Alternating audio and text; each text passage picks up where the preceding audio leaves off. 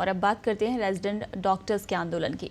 सरकार की बॉन्ड नीति के विरोध में उतरे रेजिडेंट डॉक्टर्स का जाट के बैनर तले आंदोलन का आज 5वां दिन है और आज भी आंदोलन जारी है। रेजिडेंट्स के कार्य बहिष्कार पर चले जाने से प्रदेश के सबसे बड़े एसएमएस अस्पताल सहित अन्य सरकारी अस्पतालों की व्यवस्थाएं चरमराने लगी हैं।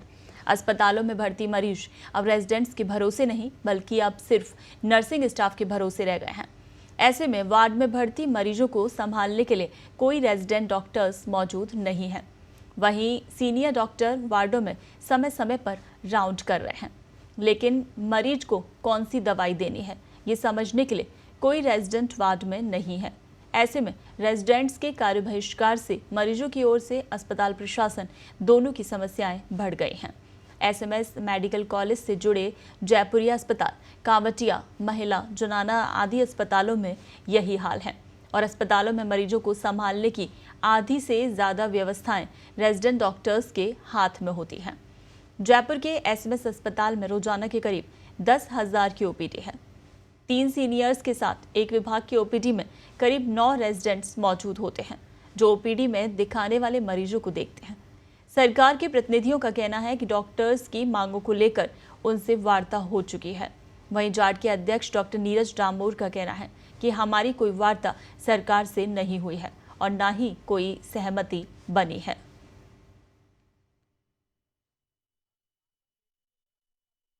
तो रेजिडेंट्स का कार्य बहिष्कार लगातार जारी है, आंदोलन का 5वां दिन। और आपको बता दें कि पहले 2 दिन 2 घंटे कार्य बहिष्कार किया रेजिडेंट्स ने, काली पट्टी बांधकर भी विरोध जताया, लेकिन कोई वार्ता प्रशासन की तरफ से नहीं हो पाई, कोई सहमति नहीं बनी है और उसके बाद अब पूरी तरह से कार्य बहिष्कार रेजिडेंट्स की तरफ से किया गया है, जिसकी वजह से व्यवस्थाएं बिगड़ रही हैं, मरीज खासे परेशान हो रहे हैं। हालांकि जो इमरजेंसी और आईसीयू सर्विसेज है उनमें इस बहिष्कार का असर नहीं देखा जा रहा है, यानी उनको इस बहिष्कार से अलग रखा गया है।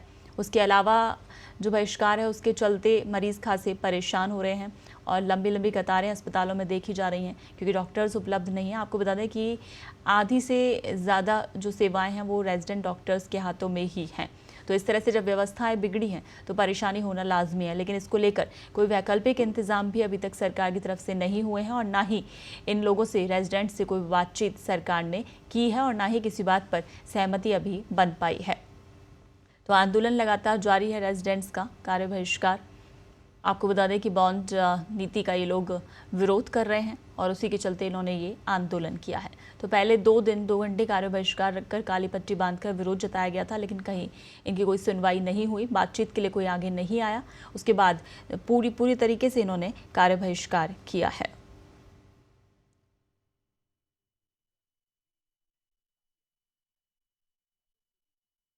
चलिए, इस पर ज्यादा अपडेट के साथ हमारे सहयोगी हिमांशु फोन लाइन पर हमारे साथ जुड़ गए हैं। हिमांशु, बहिष्कार का जो ये आंदोलन है रेजिडेंट्स का लगातार जारी है। पहले 2 दिन 2-2 घंटे का कार्य बहिष्कार था, लेकिन अब पूरी तरीके से बहिष्कार है। किस तरीके से असर नजर आ रहा है, क्योंकि मरीज सीधे तौर पर कहीं ना कहीं परेशान हो रहे हैं? देखिए, आंदोलन का ये 5वां दिन है और तीसरे दिन लगातार ऐसे है जब जो रेजिडेंट है वो पूर्णतः कार्य बहिष्कार पे है। हालांकि अभी इमरजेंसी और जो आईसीयू सेवाएं हैं वह इससे अभी प्रभावित नहीं है, लेकिन अस्पतालों की व्यवस्थाओं को ऐसे समझना होगा कि जो एसएमएस मेडिकल कॉलेज से जुड़े अस्पताल है वहां पर 1700 से अधिक रेजिडेंट काम करते हैं और आप एसएमएस अस्पताल की बात कर लीजिए, यहाँ करीब 10,000 की ओपीडी है और ओपीडी में आने वाले मरीजों को जो देखने का जिम्मा होता है वो सबसे पहले रेजिडेंट डॉक्टर्स के पास ही होता है। एक सीनियर एसोसिएट प्रोफेसर और असिस्टेंट प्रोफेसर के साथ करीब 9 रेजिडेंट मिलकर के यानी कि 12 लोगों की टीम एक डिपार्टमेंट में मरीजों को देखती है।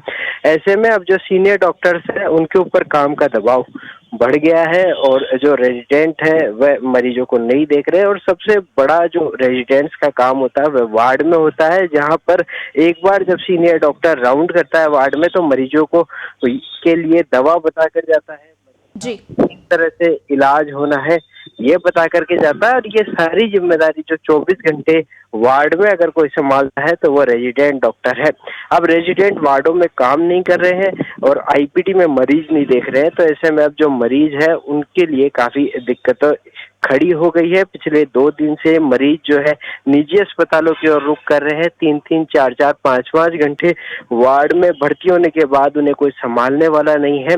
तो ऐसे में जो सीनियर डॉक्टर्स हैं वह राउंड तो कर रहे हैं, लेकिन जितना बड़ा अस्पताल है उस अस्पताल की व्यवस्था है पूरी तरह चरमरा गई है, क्योंकि जी। एक तो रेजिडेंट 24 घंटे वार्ड में मौजूद रहता था और एक जो सीनियर है वह राउंड कर रहे हैं। तो ऐसे में अब जो पूरी व्यवस्था है वो नर्सिंग स्टाफ के भरोसे आ गई है, लेकिन डॉक्टर का काम डॉक्टर ही देख सकता है। जी। हालांकि अस्पताल बिल्कुल। प्रशासन ने वैकल्पिक व्यवस्थाएं कर रखी है। जी बिल्कुल। हिमांशु, सरकार की बॉन्ड नीति के विरोध में रेजिडेंट्स हड़ताल पर उतरे हैं, तो उस बॉन्ड नीति में मतलब क्या है कि जिसका ये लोग विरोध कर रहे हैं? देखिए, कुछ वेतन विसंगतियां हैं और जो सीनियर रेजिडेंट्स है उसका कार्यकाल को लेकर के ये पूरी लड़ाई है।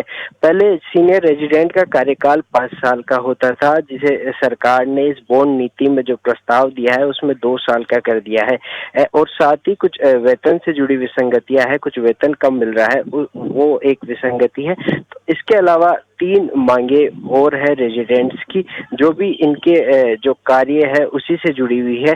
सबसे बड़ी मांग तो सीनियर रेजिडेंट के कार्यकाल को लेकर है। इससे को लेकर सरकार को पिछले, जैसा रेजिडेंट डॉक्टर्स के अध्यक्ष का कहना है कि हम लगातार 1 महीने से सरकार के दरवाजे खटखटा रहे हैं, उनसे बात करने का प्रयास कर रहे हैं और हम ये चाहते हैं कि जब भी ये नीति लागू की जाए तो एक बार जो रेजिडेंट डॉक्टर्स है इनके प्रतिनिधि मंडल की बात सुन ली जाए। लेकिन सरकार जो है, लेकिन हिमांशु, सरकार के प्रतिनिधि तो कह रहे हैं कि हमारी वार्ता हो गई है, और उधर जाट अध्यक्ष का ये कहना है कि किसी तरह की कोई वार्ता नहीं हुई है।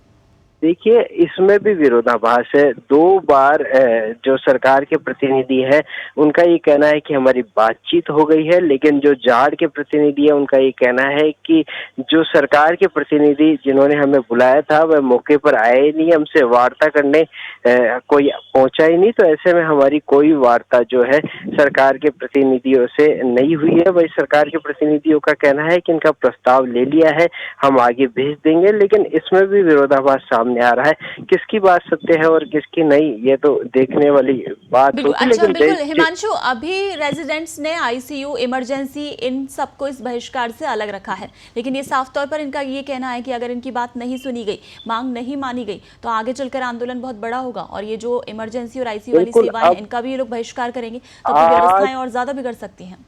बिल्कुल, अब आज जो अल्टीमेटम दिया है वह आज शाम तक का दिया हुआ है। और जैसे जैसे पिछले दिनों में जिस तरह से रेजिडेंट्स ने आंदोलन किया है, इसमें ये देखने को मिला है कि जब काली पट्टी बांध करके इन्होंने आंदोलन किया था तो इन्होंने अल्टीमेटम दिया था कि हम कार्य बहिष्कार पे जाएंगे। 2 घंटे का कार्य बहिष्कार किया, किसी ने बात नहीं सुनी तो पूरा कार्य बहिष्कार किया। और आज शाम तक का अल्टीमेटम दे रखा है कि अगर सरकार के प्रतिनिधि हमारी वार्ता नहीं सुनेंगे तो सख्त आंदोलन किया जाएगा, सख्त कदम उठाए जाएंगे। तो ये सख्त कदम जो है वो ये हो सकता है कि इमरजेंसी और आईसीयू सेवाओं में भी ये लोग काम करना बहिष्कार करें। बिल्कुल हिमांशु, इस तमाम जानकारी के लिए शुक्रिया। तो रेजिडेंट्स का जो आंदोलन है लगातार आज उसका 5वां दिन है और खासी परेशानी मरीज और उनके तीमारदारों को हो रही है।